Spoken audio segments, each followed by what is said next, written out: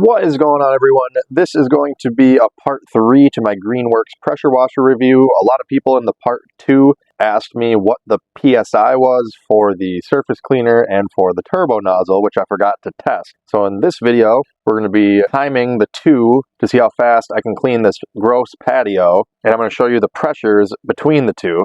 I've already gone ahead and done the perimeter here and then drawn a line down the midpoint roughly. I'm going to take the midpoint here and then half it again. So we're going to have like 2 4-foot wide sections or 2 3-foot wide sections. We'll do 1 3-foot wide section with the turbo nozzle and 1 3-foot wide section with the surface cleaner.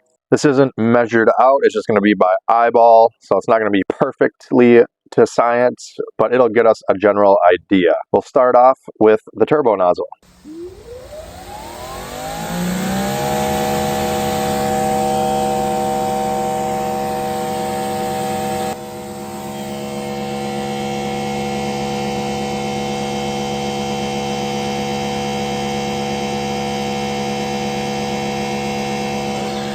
Okay, so as you saw there, it was right around 1200 PSI with the turbo nozzle. So the left column here, we're going to go down with the surface cleaner, and the right column, which is actually a little bit smaller, that's what we're going to use the turbo nozzle on. So the turbo nozzle has the advantage here because there's less area to clean. Let's get at it, and I'm going to speed this up here to save you some time.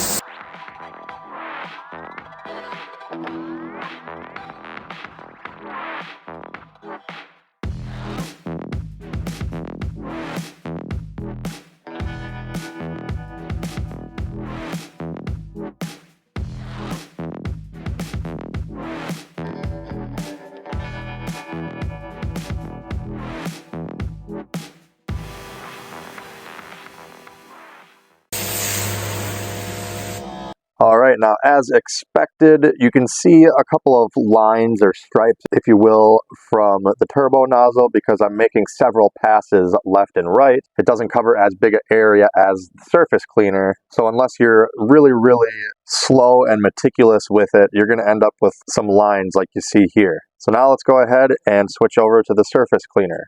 Again, this is the 11-inch surface cleaner.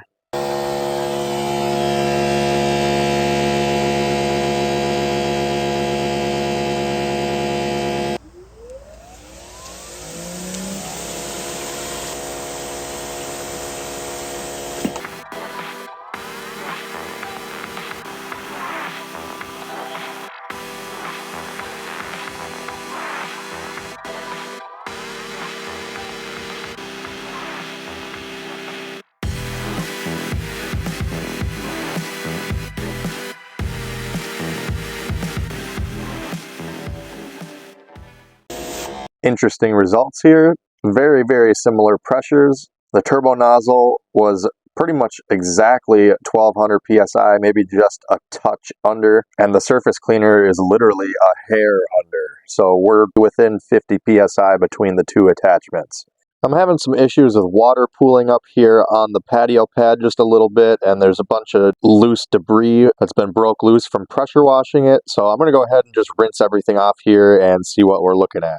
Alright, so here's what we're looking at so far. Pretty much what I expected. The surface cleaner side isn't as good looking as I thought it would be because it had the water pooling issue on the patio there. But you can see it covered more area faster. Although the turbo nozzle did a deeper clean per se, you can still see a bunch of lines from it. Either way, still looks way better than how it did.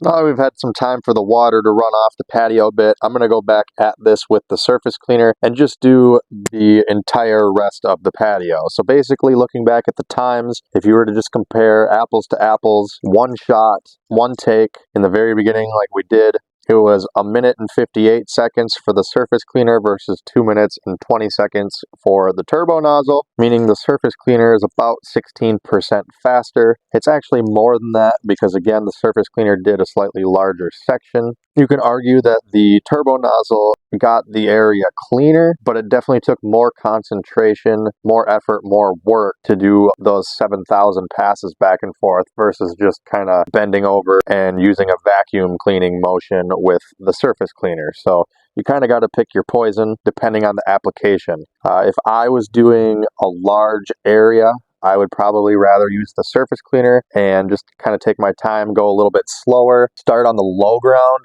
That way when the water starts pooling up and runs down, you've already cleaned the bottom portion. So be mindful on which direction your surface is angled and always start at the lowest end of the pitch there.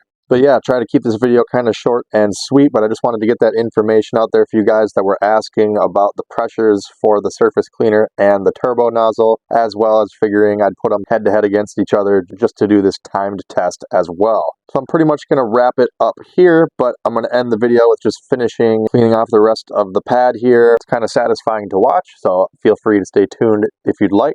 In the meantime, make sure to hit that like button if this video helped you out. If you have any questions, comment down below. Check me out on all my socials and check out my other videos here on YouTube. As always, thanks for watching. Have a great day.